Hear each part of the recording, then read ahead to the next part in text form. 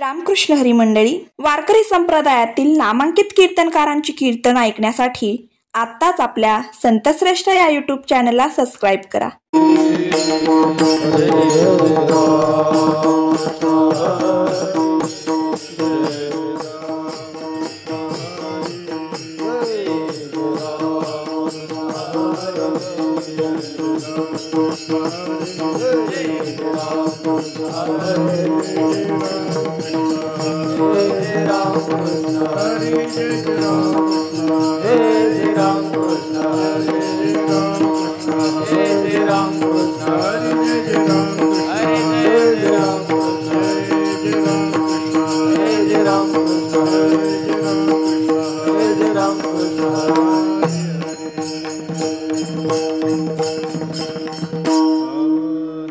रूप पाहता रोचनी सुख झाले वो साधनी तोहा विठ्ठल बरवा बरवा तोहा विठ्ठल बरवा. रूप पाहता रोचनी सुख झाले वो साधनी तोहा विठ्ठल बरवा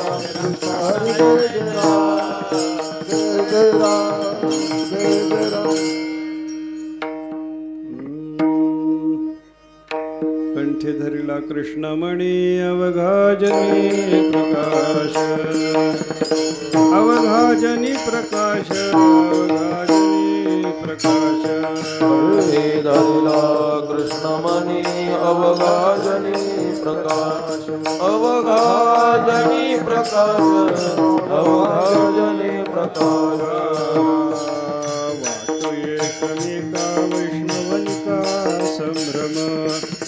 वैष्णवनिका संभ्रम वैष्णवनिका संभ्रम काला वाटो एकमेका वैष्णवनिका संभ्रम वैष्णवनिका संभ्रम वैष्णवनिका संभ्रम कुदिया ब्रह्मादिका उत्तम लोका दाखवू उत्तम लोका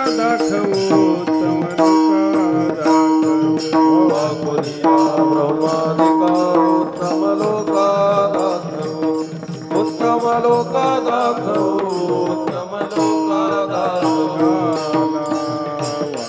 एकनिका वैष्णवनिका संभ्रम वैष्णवनिका संभ्रम वैष्णवनिका संभ्रम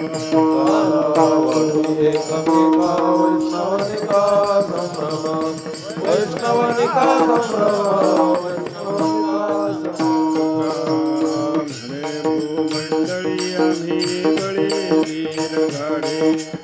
आम्ही बळी वीर गाढे आम्ही बळी वीर गाढे आम्ही बळी वीर गाढे आम्ही बळी वीर गाढे आम्ही बळी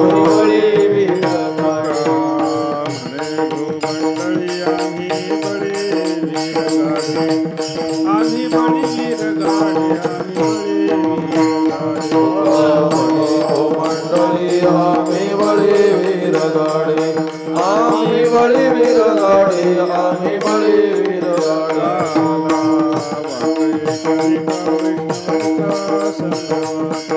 वैष्णवनिका संभ्रम एकमेका वैष्णवनिका संभ्रम वैष्णवनिका संभ्रम वैष्णवनिका संभ्रम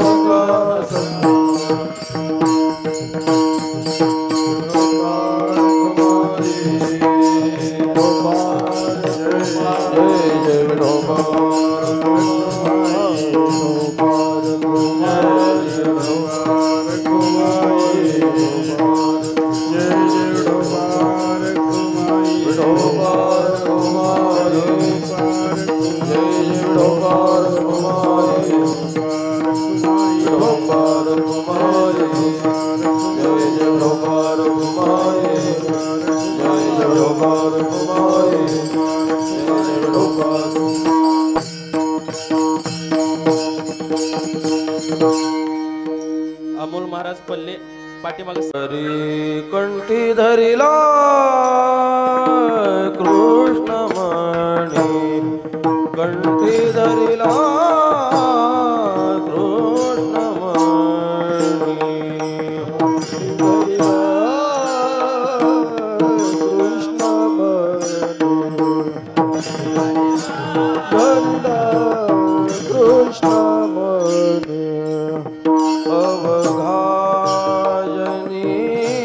प्रकाश अवघाजनी प्रकाश कालवाडू एकमेका कालवाडू एकमेका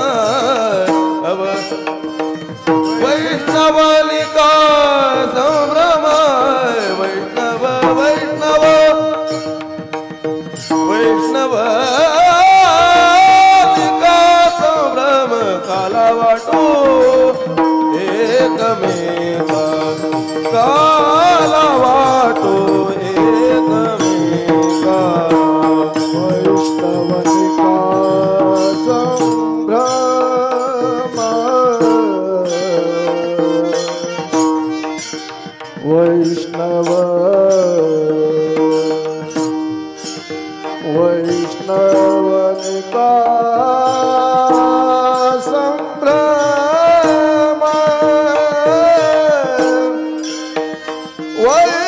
वैष्णवनिका संभ्रम वैष्णवनिका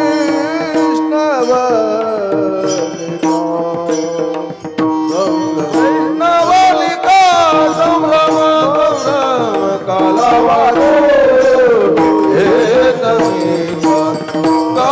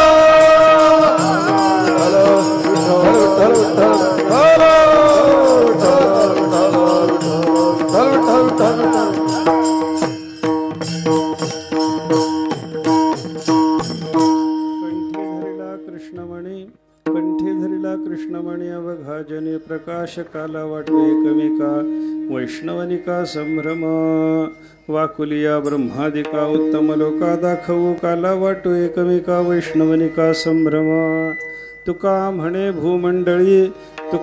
भूमंडळी आम्ही बळीवीर गाढे काला वाटो एकमेका वैष्णवनिका संभ्रम विठ्ठल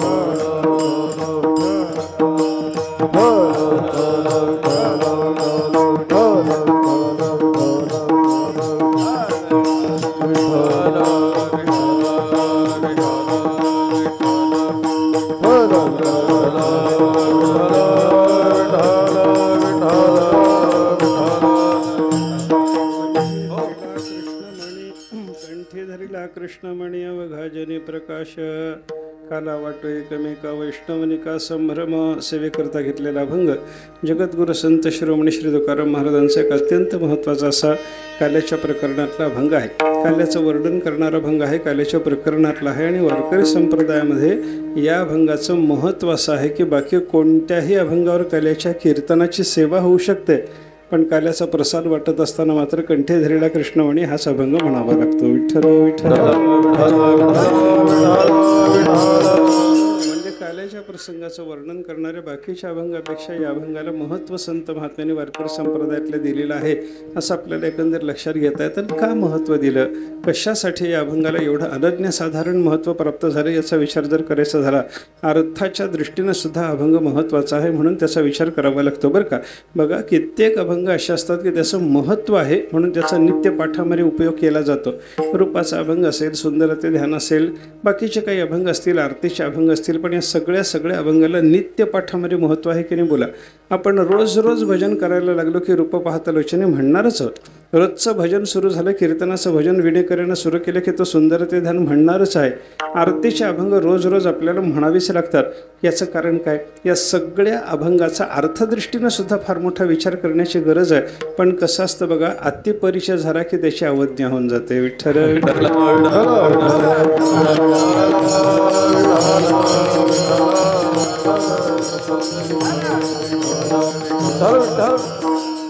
अतिपरिचयात अवज्ञा संतत गमनात अनादरो भवती असं एक संस्कृत भाषेमध्ये सुभाषित आहे. त्या सुभाषितकारानं सांगितलं की बाबा कोणत्याही माणसाचा अतिपरिचय झाला की त्याची किंमत राहत नाही बरं का.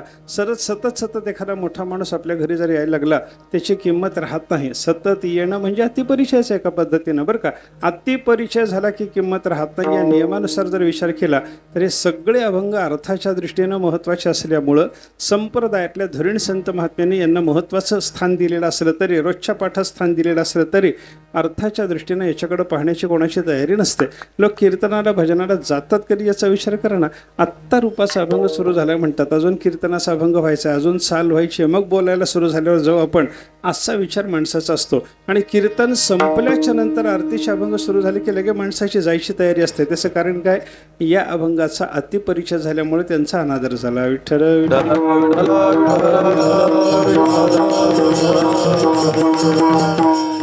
बाजूला कुठेतरी उद्बत्ती आहे बघा, बंद करायला हवा.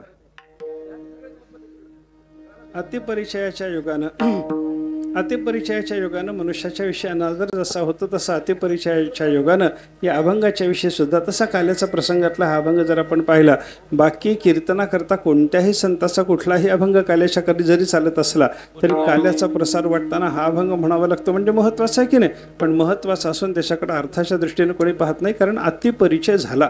अतिपरिचयानं अवज्ञान निर्माण होते असं जरी असलं त्या सुभाषितकारांनी वर्णन केलंय. अतिपरिचय झाला की सगळ्याची अवज्ञा होते. एकच गोष्ट अशी आहे, तिचा अतिपरिचय आहे पण अवज्ञा नाही, त्याचं नाव आहे संसार.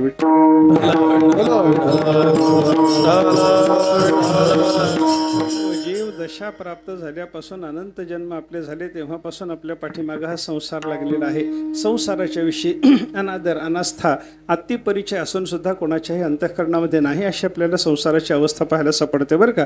पण बाकी कशाचाही अतिपरिचय झाला की त्याच्याविषयी अनादराची भावना निर्माण होते. आणि त्या पद्धतीनं या काल्याच्या अभंगाचा विचार जर आपण करायला लागलो तर याचाही आपल्याला अतिपरिचय झालेला आहे. पण अतिपरिचय जरी असला, लोकांच्या अंतःकरणात जरी अवज्ञा असली तरी संप्रदायातल्या सगळ्या बड्या लोकांनी या अभंगाला महत्त्वाचं स्थान दिलेलं आहे ना.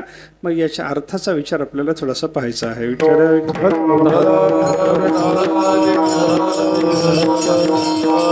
कंठी धरिला कृष्णमणी बघा जनी प्रकाश, या अभंगाचा विचार आपल्याला थोडासा करायचा आहे. महाराजांनी या अभंगातून काय सांगितलं याचा विचार करताना माझ्या बुद्धीला असं वाटतं की बाबा या अभंगातून तुकाराम महाराज त्यांचं परमार्थातलं जीवनचरित्र सांगतात.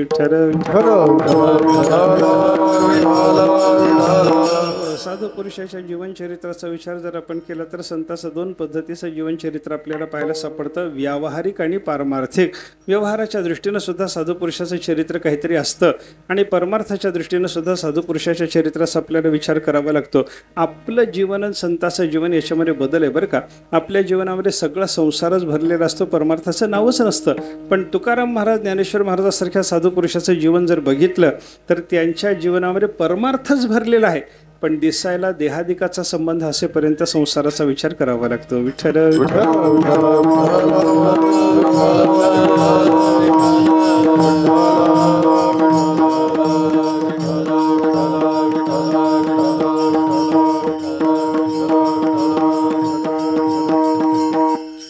देहेंद्रियाचा संबंध असेपर्यंत संसाराची भाषा त्यांच्याबद्दल बोलावी लागते, एवढंच आहे बरं का. त्यांना संसाराच्या दृष्टीनं, व्यवहाराच्या दृष्टीनं त्यांचं चरित्र म्हणायचं, वस्तुतः त्यांना संसाराचं चरित्र नसतं. आपली आणि संताची गंमत कशी आहे, आपण ज्याला आपल्या जीवनामध्ये ज्याला परमार्थ समजतो तो सुद्धा संसारच असतो, आणि संत महात्मे त्यांच्या जीवनात ज्याला संसार समजतात तो सुद्धा परमार्थ असतो. विठ्ठल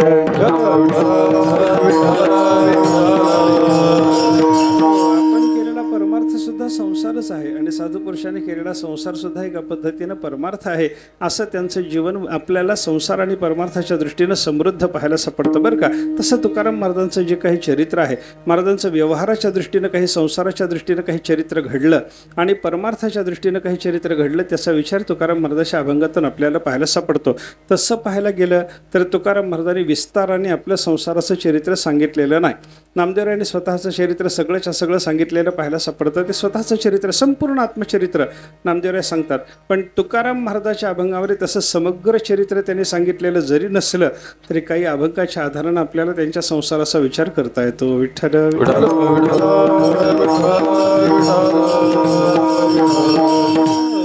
जन्माला आलो, माझं पूर्वीचं चरित्र काय होतं, मी काय करत होतो, काय कामधाम करत होतो, माझ्या संसारात संकट कशी आली, अशा पद्धतीचं जे तुकाराम महाराजांनी केलेलं सगळं वर्णन आपल्याला पाहायला सापडतं. हे सगळं महाराजांचं सांसारिक चरित्र आहे बरं का. बाप मेला न कळता नवती संसाराची चिंता, नवती संसाराची चिंता, नवती संसाराची चिंता.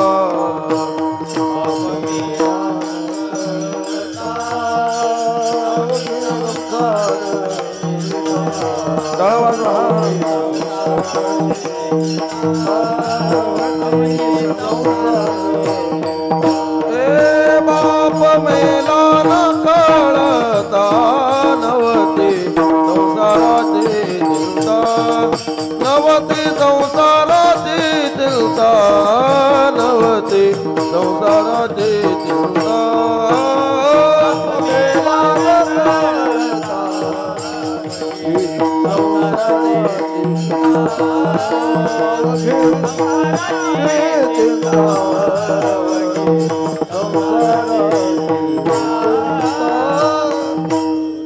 स्वतःचं चरित्र सांगतात. बाप मेला न कळता नव्हती संसाराची चिंता. महाराजांनी सांगितलं, माझी ज्या वेळेला न कळती अवस्था होते, काहीच कळत नव्हता, अशा बालवयामध्ये माझा बाप मेला. म्हण संसाराची काही चिंता त्यावेळेला असण्याची शक्यता नाही, एवढ्या बालवयात माझा बाप मेला, असं तुकाराम महाराजांनी स्वतःचं चरित्र सांगितलं. आता बालवयात बाप मेला, माझी आई ज्या वेळेला गेली त्यावेळेला मला कोणत्या प्रकारची चिंता नव्हते, माझी बायको माझ्या देखत मेली. बरं का, हे सगळं जे चरित्र तुकाराम महाराजांनी आपल्याला सांगितलेलं पाहायला सापडतं. किंवा माझ्या जीवनामध्ये माझा व्यवहार चालू असताना, संसार चालू असताना दुष्काळ पडला, त्या दुष्काळामध्ये माझी सगळी संपत्ती गेली. दुष्काळी आटिले द्रव्य नेला, मान स्त्रिय की अन्न करिता मेली. हे सगळं तुकाराम महाराजांनी सांगितलेलं जे चरित्र आहे ते संसाराचं चरित्र आहे. विठ्ठल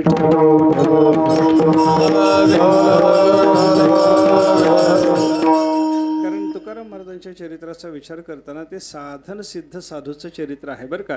साधूमध्ये दोन प्रकार असतात, एक आजान सिद्ध साधू असतो आणि दुसरा साधन सिद्ध साधू असतो. जन्मापासून ज्यांनी सिद्ध दशेचं संतपणाचं चरित्र दाखवलं त्यांना काय म्हणायचं, त्यांना आजान सिद्ध साधू म्हणायचं. आणि जन्मल्याच्या नंतर काही काळ संसारी पुरुषाचं चरित्र दाखवता दाखवता संसारातून वैराग्य होऊन परमार्थाकडे वळलो, परमार्थाची साधना केली आणि मग परमार्थातून संत पदवी प्राप्त झाली, असं जे संत महात्मे दाखवतात त्यांच्या चरित्राला साधन सिद्ध साधूचं चरित्र म्हणतात बरं का. आजान सिद्ध आणि साधन सिद्ध दोन साधू, जन्मापासून सगळं संतपणाचं चरित्र आणि जन्मल्याच्या नंतर काही काळ संसारी दशेचे चरित्र, काही काळ साधक दशेचं चरित्र आणि नंतर सिद्ध दशेची प्राप्ती, असे 2-3 टप्पे ज्यांच्या चरित्रामध्ये असतात ना त्यांना साधन सिद्ध साधू म्हणतात. आपण ज्ञानोबाराय आणि तुकाराम महाराज या दोन साधू पुरुषाच्या चरित्राचा या पद्धतीने विचार करू शकतो. ज्ञानोबारायचं चरित्र जर आपण पाहायला लागलो तर बाळपणीचं सर्वज्ञता वरी तयाते ही त्यांची अवस्था असल्यामुळे ज्ञानेश्वर महाराजांचं चरित्र आजान सिद्ध साधूचं आहे. तुकाराम महाराजांचं चरित्र साधन सिद्ध साधूचं आहे. विठ्ठल विठ्ठल संसारीपणाचंही चरित्र दाखवलं, परमार्थाला लागल्याचंही चरित्र दाखवलं, साधना केल्याचंही दाखवलं आणि सिद्धदशा प्राप्त झाल्याचंही वर्णन तुकाराम महाराज स्वतःच्या बाबतीमध्ये करतात. असं चरित्र जर आपल्याला पाहायचं झालं तर ते चरित्र आपल्याला उपयोगी कोणतं चरित्र याचा विचार करा. आजान सिद्ध साधूचं चरित्र आपल्या उपयोगाचं नसतं. आपल्याला संसारीपणा आपल्या ठिकाणी आहे, याच्यातून आपल्याला बाहेर पडायचं आहे, आपल्याला साधना करायची आणि साधना करता करता परमात्मा स्वरूप स्थिती प्राप्त करून घ्यायची आहे. असा जर क्रम आपल्या जीवनात आपल्याला ठेवायचा असेल तर त्याच्याकरता साधन सिद्ध असलेल्या तुकाराम महाराजासारख्या साधूचं चरित्र पाहिलं पाहिजे. विठ्ठल मग महाराजांनी सांगितलेलं स्वतःचं संसारी चरित्र. काही लोक असं म्हणतात संसाराचं चरित्र तुकाराम महाराजाचं कशाला बघता, आमच्याकडे काय संसार कमी आहे का, त्यांचा संसार आम्ही कशाला बघावा. अरे संसार त्यांच्यापेक्षा आमचा जर चांगला असेल, धडका असेल तर आम्ही त्यांच्या संसाराचं चिंतन करायचं कारण काय, हे त्याचं उत्तर द्यायचं जर झालं तर असं आपल्याला म्हणता येतं तुकाराम महाराजासारख्या साधू पुरुषाचा संसार सुद्धा आपल्याला बघितला पाहिजे.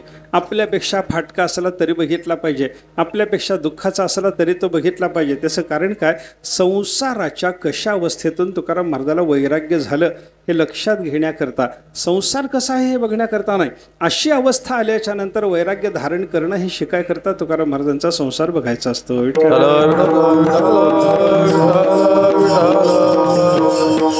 न कळतेपणात बाप मेला, पुढं आई मेली, त्याच्यानंतर बायको एक अन्नान्न दशा होऊन मेली, दुष्काळ पडला.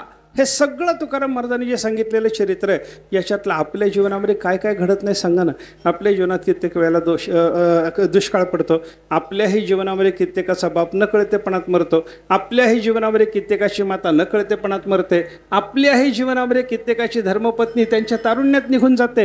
हे सगळं झाल्याच्या नंतर हे सगळं त्या तुकाराम महाराजाच्याही जीवनात झालं आणि हे आपल्याही जीवनात होतं. पण हे झाल्याच्या नंतर विरक्त होऊन परमार्थाला लागलं पाहिजे, शिकाय करतात त्यांचं चरित्र बघितलं पाहिजे.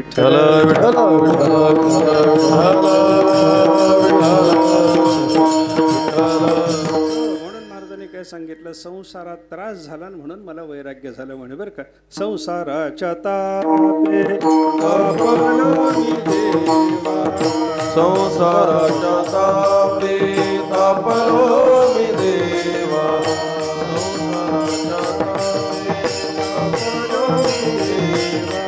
संसाराच्या तापे तापलो मी देवा, करिताया सेवा कुटुंबाची, करिताया सेवा कुटुंबाची, करिताया सेवा कुटुंबाची, करिताया सेवा कुटुंबाची, म्हणून तुझे आठवले पाय, म्हणून तुझे आठवले पाय, म्हणून तुझे आठवले पाय, म्हणून तुझे आठवले पाय. संसाराच्या तापे तापलो मी देवा, संसाराच्या तापे तापलो मी देवा, संसाराच्या तापे तापलो मी देवा, संसाराच्या तापे तापलो मी देवा, करिताया सेवा कुटुंबाची, कुटुंबाची, म्हणून तुझे आठवले पाय, म्हणून तुझे आठवले पाय, म्हणून तुझे आठवले पाय, म्हणून तुझे आठवले पाय. संसाराच्या तापे तापलो मी देवा. संसारात त्रिविध ताप झाले, आध्यात्मिक, अधिभौतिक, अधिदैविक सगळ्या प्रकारचा ताप मला अनुभवायला आला आणि त्याच्यामुळं काय झालं, तापलो मी देवा, संसारात तप्त झालो, संतप्त झालो आणि त्याच्यामुळं काय झालं, करिताया सेवा कुटुंबाची, सगळ्या संसाराची कुटुंबाची सेवा करता करता मला खूप ताप झाला देवा. आणि त्याच्यामुळं आता माझी अवस्था कशी आहे, म्हणून तुझे आठवले पाय, तुझ्या चरणाचं मला स्मरण झालं. आता संसाराचा ताप झाला, त्याचे चटके बसले आणि त्याच्यामुळं देवाच्या चरणाचे स्मरण झालं. याचा अर्थ काय झाला, संसार संपून परमार्थाला सुरुवात झाली. विठ्ठल